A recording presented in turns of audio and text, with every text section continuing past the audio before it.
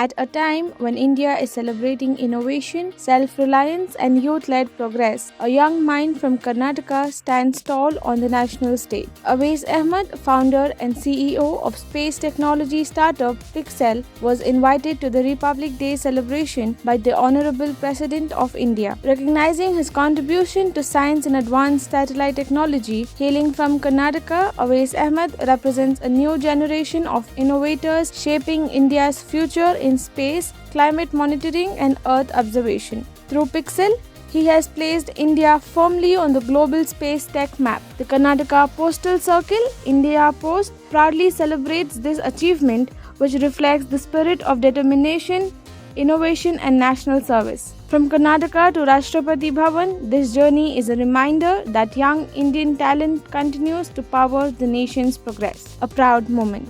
A proud India.